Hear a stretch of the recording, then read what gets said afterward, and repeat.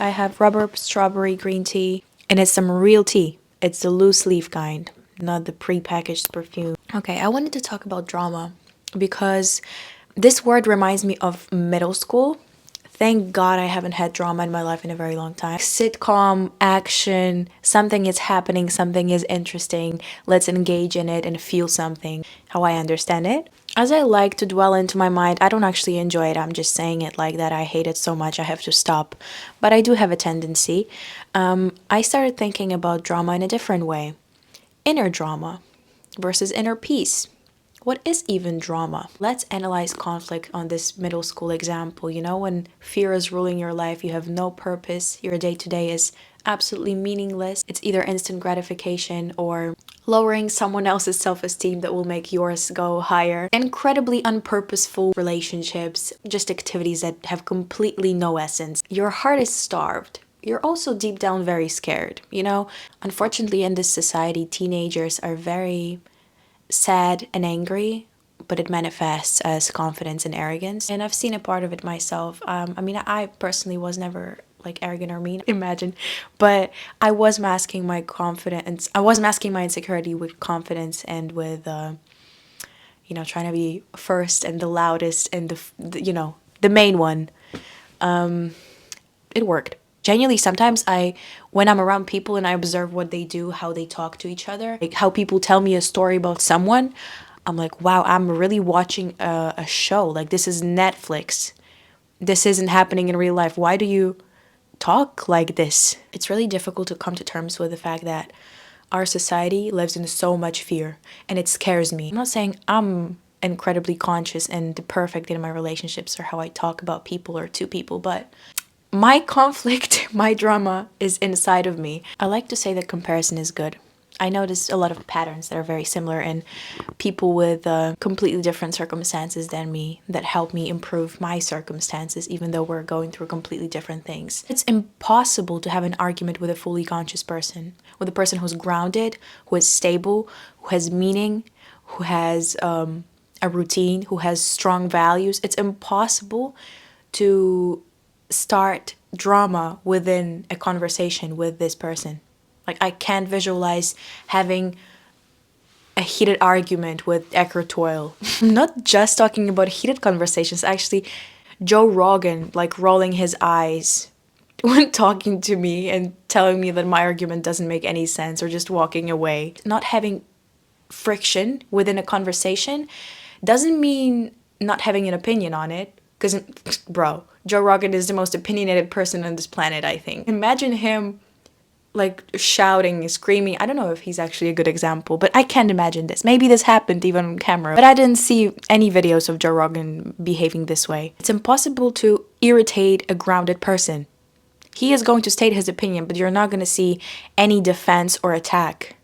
You're going to see grounded arguments and peaceful demeanor, even though it may look funny. It may look like, oh, he might roll his eyes actually, but you're not going to see any kind of, oh, shut up. Inner conflict, peace, and presence is actually talked about a lot in The Power of Now that I just finished. And, if I read a book, I study it.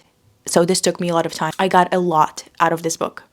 So Eckhart Tolle said, in Course in Miracles, it said that no one who is at one with himself can even conceive of conflict.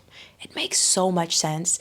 Especially, I was an English teacher, and I love etymology. This just proved my point. I have no structure to my knowledge. Let me Google that. This is actually very embarrassing. It's etymology. Almost. My bad. Is the study and investigation of the origin of words in a particular language. So, for example, I also was talking about like the muse, the concept of a muse in my previous video, in Ukrainian. I speak Ukrainian, Russian, Polish, and English, and a little bit of Spanish, but it doesn't count. I don't actually speak Spanish, but I understand it. It doesn't count, but I like to say it because it makes me sound smarter. I was talking about the concept of a muse, and I sometimes just mention all these words in different languages to kind of, this is how my brain works.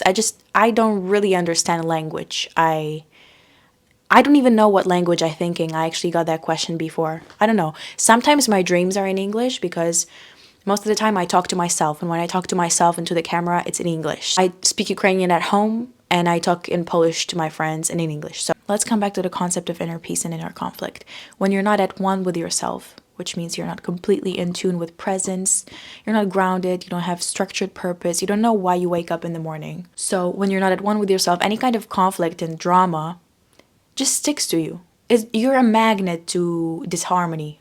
Is this a word? Spiritually weak, unpurposeful, lost people are magnets for disharmony. There's this interesting expression in Russian and in Ukrainian. It's the same word, rozstroitись. It's a verb that has two meanings: to go out of order. A guitar can be not tuned, so it's rozstrojna gitara. It's not tuned, but it has a second meaning. It's a verb that also means to get sad. Я rozstrojna.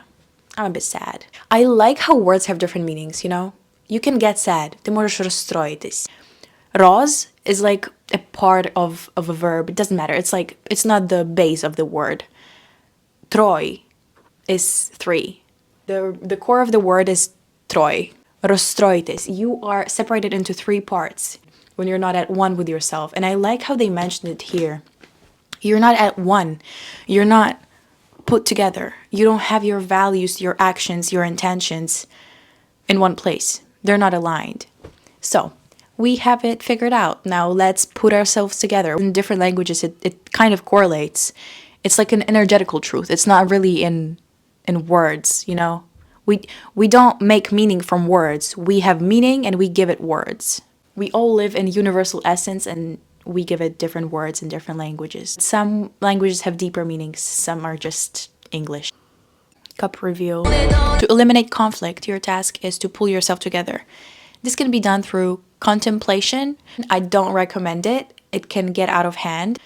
Get rid of distractions and contemplate in silence. This way you can, even if you get lost in the contemplation and analysis, you can't act on it. You sit in one place and that's the main rule. You have to face it. You can't run from the weight of thoughts. So it's called meditation. As we notice in our lives, obviously, people who engage in drama are deeply unhappy people, deeply lost people, and weak spiritually. What I mean weak spiritually, you don't have a ground, a base, a core value. You don't know what you stand for. You can stand for something very abstract, like a core belief that was given to you and it felt nice in the moment, so you stuck to it. That's still very unstable. You can't pull it up when you are crushed, when you are rozstrojna. Okay? You can't do that. It has to be infinite and unshakable for you to trust it at all times and to never go out of order. You don't just listen to people talk about this truth, but you experience it every day.